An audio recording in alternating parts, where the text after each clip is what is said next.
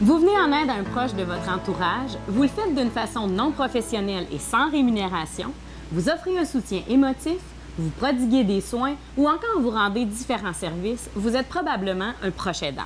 En effet, ça ressemble beaucoup à la définition théorique du proche aidant, mais c'est tellement plus que ça. Puis aujourd'hui, pour nous en parler à l'émission, on reçoit Véronique Merger, la coordonnatrice de l'Association des personnes aidantes de Bécancour-Nicolet-Yamaska, ainsi qu'une proche aidante. Bienvenue à Un aidant, une histoire.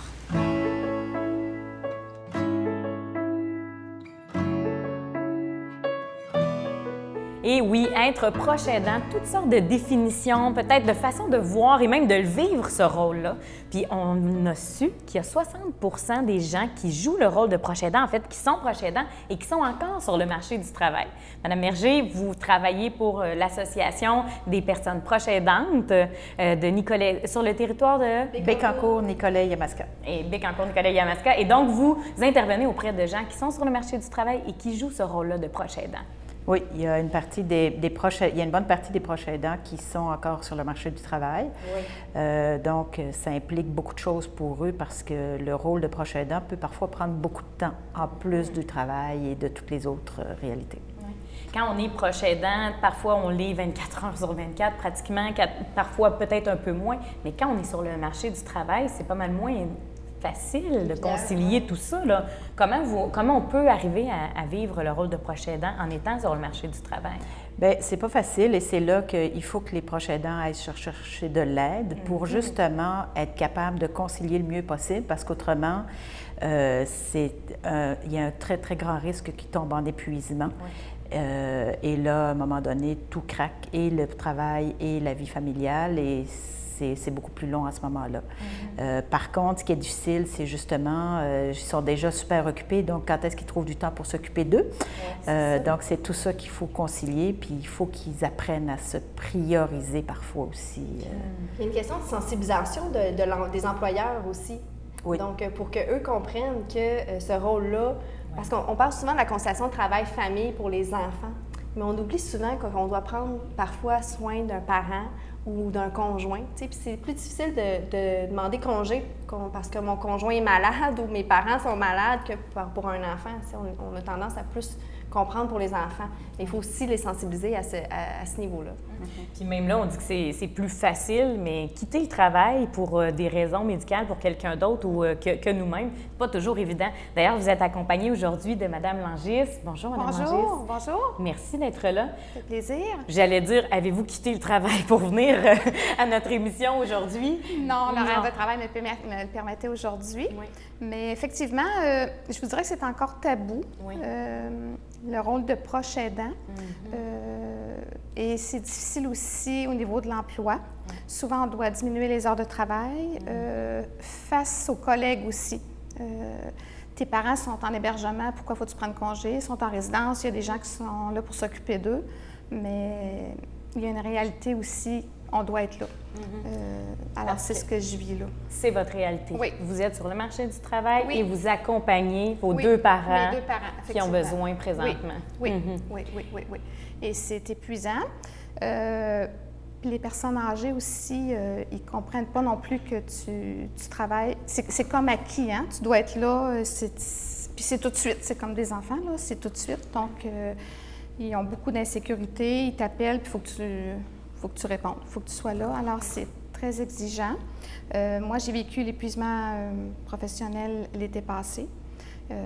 J'ai rencontré mon médecin de famille qui m'a parlé de l'Association des proches aidants. Et c'est ça, j'ai connu Véronique il y a 1 an. Par chance, parce que l'isolement, on vit beaucoup d'isolement. On pense qu'on est seul à vivre ça. Puis c'est encore méconnu, hein, les ressources qu'on peut... Moi, en tout cas, je ne connaissais pas ça, là. C'est encore... L'aide qui est disponible, les ressources. Tant qu'on ne le vit pas puis qu'on n'est pas plongé là-dedans, on n'a pas tendance à connaître ces ressources-là, malheureusement. Oui. Puis tu as l'impression que tu es toute seule à vivre ça, puis tu te sens coupable. Pourquoi je ne suis pas capable? Comment ça que je suis plus capable de faire ça? Avant, j'étais capable, là, je ne suis plus capable. Tu es fatiguée, tu ne dors plus, tu ne manges plus beaucoup. Fait que c'est ça nous guette. Donc, qu'est-ce qu'on fait à ce moment-là? Quand on se rend compte qu'on ne dort plus, on ne mange plus, qu'est-ce qui se passe? Bien, écoute, c'est la lumière rouge qui s'allume. décidé de téléphoner à mon médecin de famille qui m'a rencontrée. Et là, elle te dit, bien, tu es épuisée, on met un arrêt de travail. Là aussi, il y a de la culpabilité parce que tu vas voir ton employeur, je suis en arrêt de travail. Moi, je vis seule, donc soutien financier, c'est moi. Je n'ai pas d'assurance salaire, donc ça aussi, ça rentre en ligne de compte.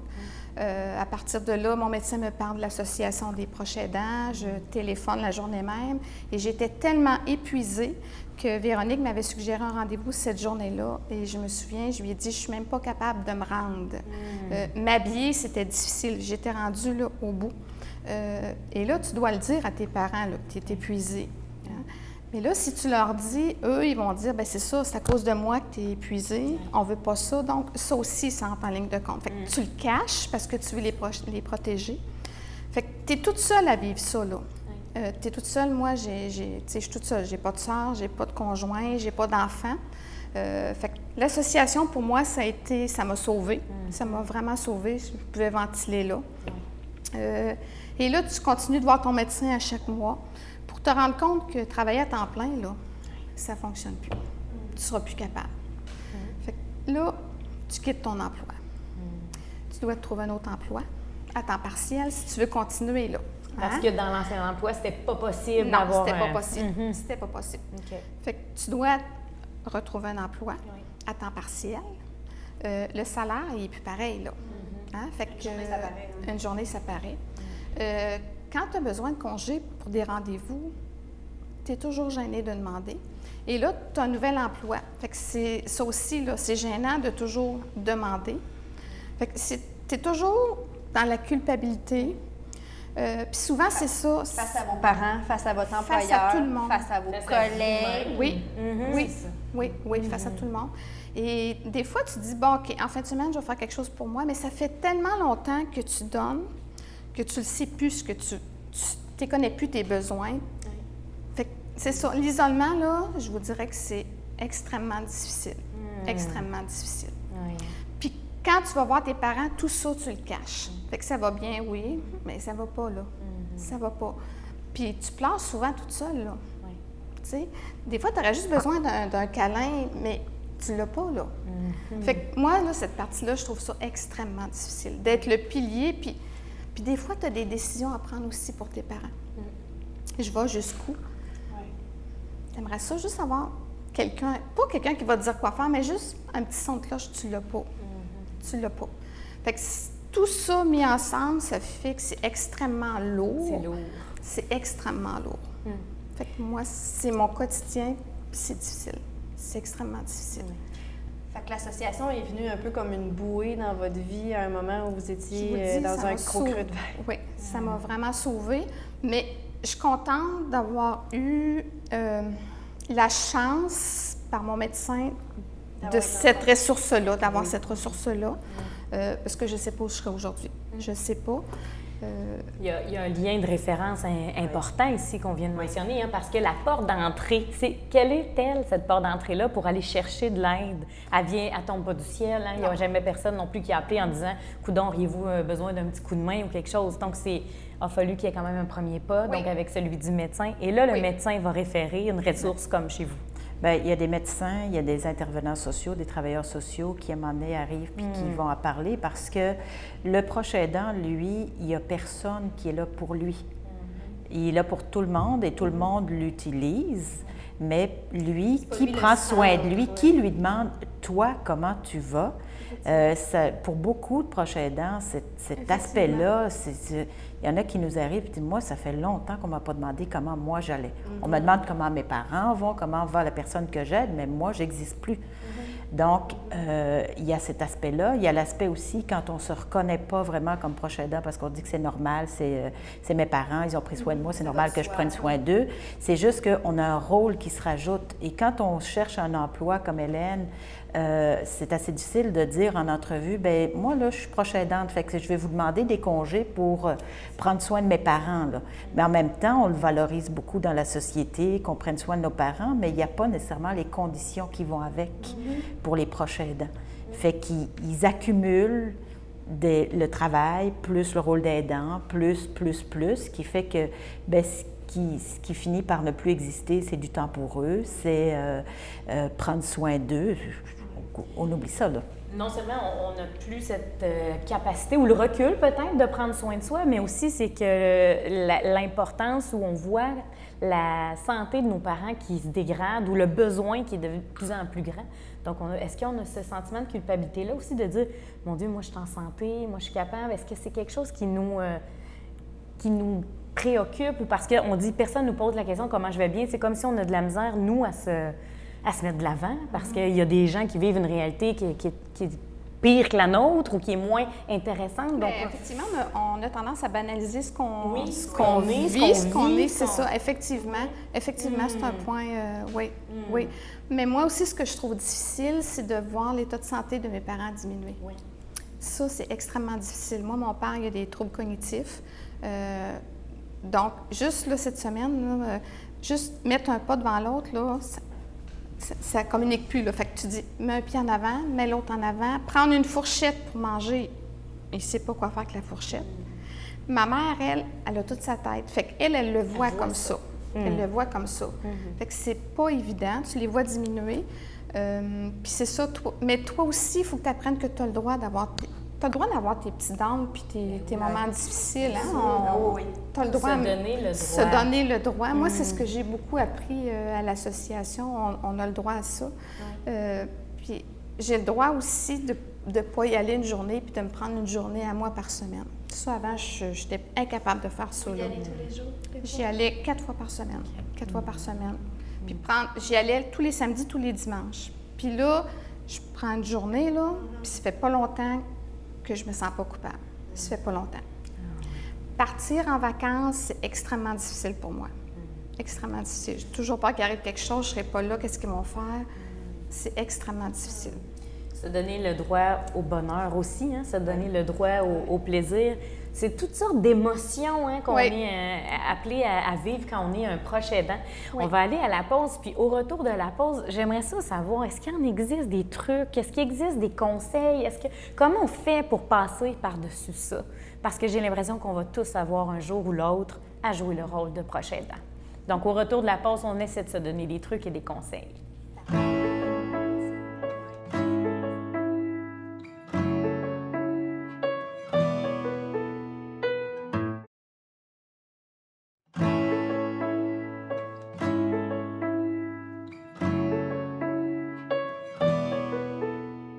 Alors, quand on est proche aidant, comment on fait pour ne pas mettre notre vie sur pause? Là? Comment on fait pour, à un moment donné, oui, on peut le faire un temps, mais il ne faut pas que ça dure dans le temps. Donc, comment on fait pour continuer à vivre, à avoir une place dans notre propre vie?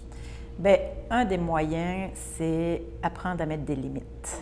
C'est pas facile, c'est très difficile parce que quand c'est quelqu'un de proche, bien, tu sais, est-ce que si je mets ma limite, ça veut dire que je l'aime pas, il va sentir qu'on se sent coupable. Mais si on ne prend pas soin de soi, si on met pas de limite, à un moment donné, ce qui arrive, c'est qu'on n'est plus capable de... Si la personne aidante tombe, si elle se retrouve à l'hôpital, si elle arrête parce qu'elle n'est plus capable, bien là, on a un sérieux problème parce que l'aider, il n'a plus d'aide non plus.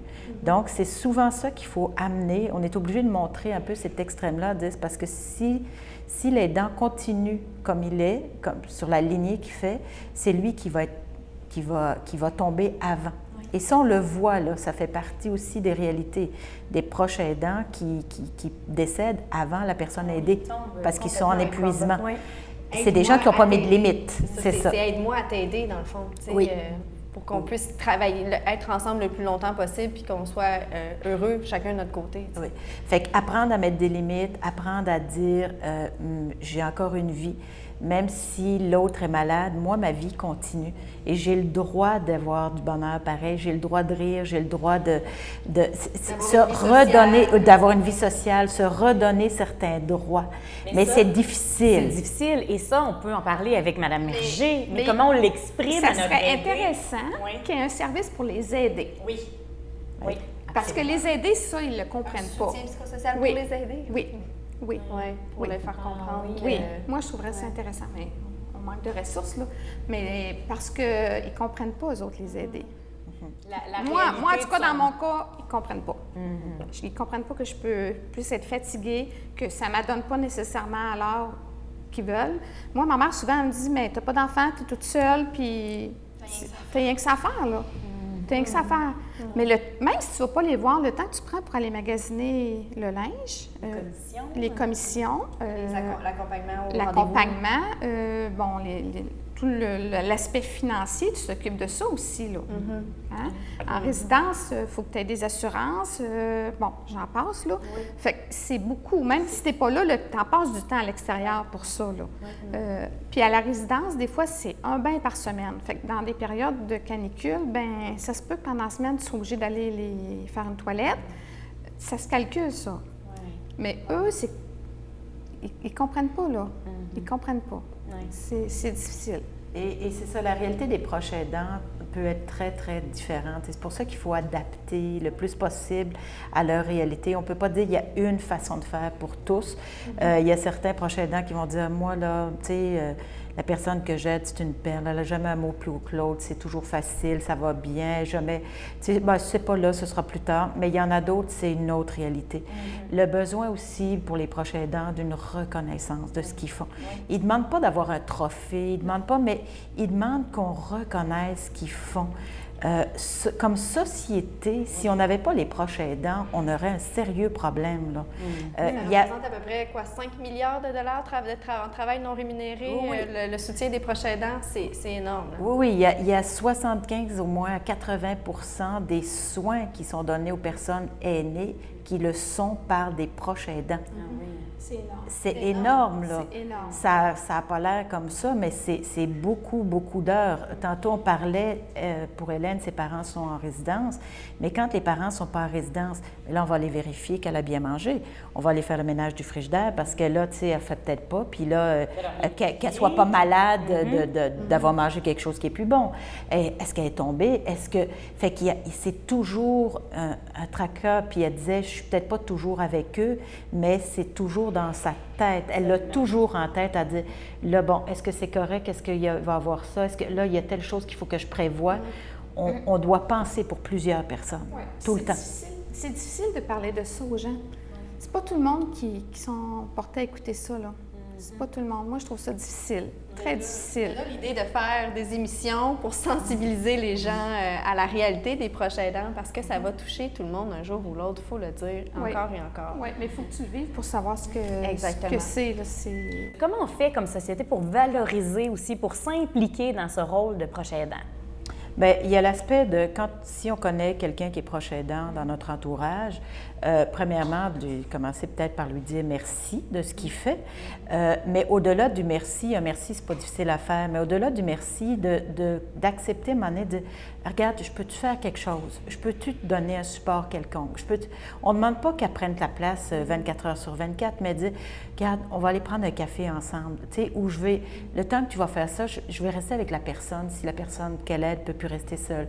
Toutes sortes de petits, lui apporter un repas, toutes sortes de petits gestes comme ça qui peuvent montrer aussi OK, j'ai un appui, j'ai un support. Exactement. Ça, tu as un appui, un support. Moi, c'est ce que je trouve difficile. Parce que tu donnes tellement, là. C'est incroyable comment tu donnes, là. Puis quand tu n'as pas d'appui, puis tu supports, là. À ce moment-là, il faut aller chercher cette aide. C'est en plein ça. C'est en plein ça. Oui, en plein ça, parce que c'est difficile, là. Parce qu'il en existe de l'aide. Il existe quand même des services. Il existe des mécanismes qui sont en place, mais tantôt, on en parlait un peu, c'est comme si on les connaît pas. On les connaît pas. On les connaît pas toujours. On les connaît pas. Et c'est là l'importance. Les associations sont au courant des services qui existent, un petit peu, qu'est-ce qui peut aider.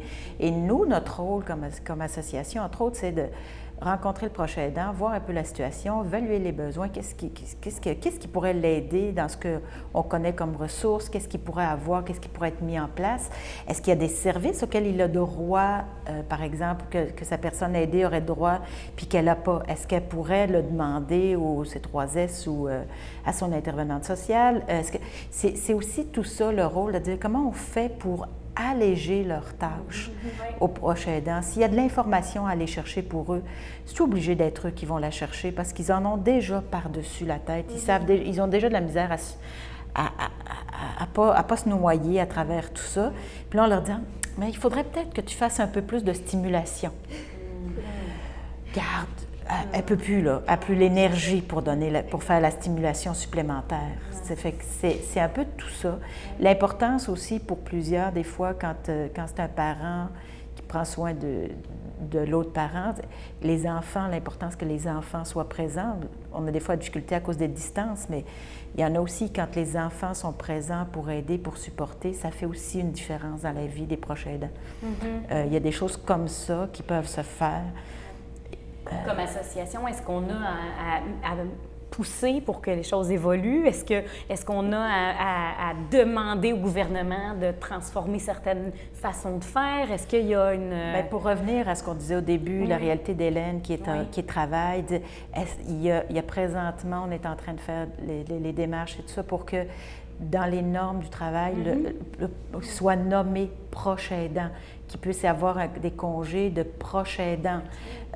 Ça a l'air presque rien, mais c'est important parce que si je ne l'ai pas, comment je fais? Quand elle doit demander un congé, elle ne peut pas dire « je demande un congé pour mon enfant », c'est pas pour un enfant, c'est pour mon parent. Des choses comme ça, on leur dit « ah, faites-le, c'est bien beau ce que vous faites » et on est bien content parce que ça coûte moins cher à la société. Ça coûte moins cher comme société, mais à un moment donné, il faut peut-être aussi leur redonner un peu parce que quand un proche aidant prend du temps d'arrêt pour prendre soin de l'autre, c'est le proche aidant qui s'appauvrit. Il n'y a pas de revenus.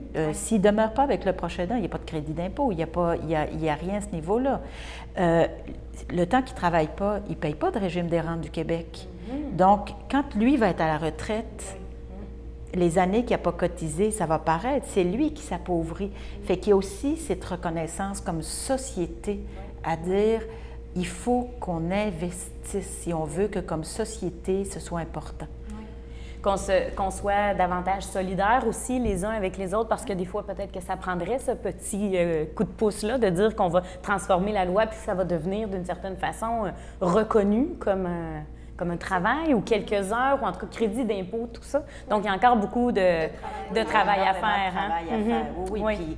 Puis il ne faut pas qu'on les prenne toujours pour acquis, à dire « ah, bien, il y a un proche aidant, il va le faire ». Il a le droit de dire non, le proche aidant. Et ça, on a de la difficulté à lui donner ce droit-là. Fait que c'est pas pour rien qu'ils ont de la difficulté à dire « bien, tu sais, mettre ma limite, oui, mais quand je dis non, je me fais dire « bien là, tu sais, franchement, c'est ta mère, tu pourrais bien, tu sais, tu peux en donner encore un petit peu. » Fait qu'on, c'est aussi tout cet aspect-là qu'on doit réfléchir comme société. Puis nous, comme association, on est là pour se battre, pour essayer de faire ça. Puis on a, nous aussi, à ajuster nos réalités. Par exemple, chez nous, bien, proche aidant qui travaille, si moi, je suis là juste de 9h à 4h, il vient quand? Fait qu'on a décidé d'ouvrir, nous autres, par exemple, de 8h30 le matin à 6h30 le soir. S'il y en a qui ne prennent pas dans cet horaire-là, bien, on va ajuster notre horaire. Des fois, il y a des rencontres familiales. Bien, les rencontres familiales, bien souvent, c'est la fin de semaine. Bien oui, on va ajuster l'horaire pour pouvoir aider la famille à mieux organiser les choses. Mais fait qu'il faut qu'on s'adapte à leurs besoins. Ils s'adaptent déjà beaucoup aux choses. Fait que peut-être qu'il faut s'adapter. C'est un mot intéressant dans la conclusion d'émission, s'adapter. Savoir s'adapter quand on joue le rôle, peut-être même avoir une petite pensée par rapport à l'aider, comment on pourrait l'amener à mieux saisir. Oui, à s'adapter à cette réalité. Oui, effectivement. Mieux s'adapter, mieux comprendre comment l'autre a à se transformer, à se gérer, tout ça. Donc, en terminant, un petit conseil pour une personne qui vit le rôle de proche aidant. Qu'est-ce qu'on a comme conseil? On dit vous appelez. Vous appelez, effectivement. Oui, effectivement, vous appelez. Demandez de l'aide. Demandez de l'aide, ça existe, puis on en a besoin. Ça change tout. Ça change la dynamique. Attendez pas d'être dans l'épuisement, attendez pas de tomber pour aller chercher de l'aide, allez en chercher avant. Oui. Ça va être plus facile. Oui. Alors, si vous avez un petit doute, une lumière qui s'allume aujourd'hui, comme quoi vous dites, mon Dieu, je suis probablement dans cette situation-là et je ne veux pas attendre de m'épuiser, contactez, par exemple, Mme Hergé, on va avoir toutes les coordonnées à l'écran, alors contactez une ressource sur votre territoire proche de chez vous, faites le premier pas, attendez pas vous aussi peut-être de tomber malade. Pour que vous puissiez continuer d'aider, il faut que vous sachiez prendre soin de vous. Alors, un aidant, une histoire, on poursuit. Suivez-nous, continuez de nous suivre sur nos prochaines émissions.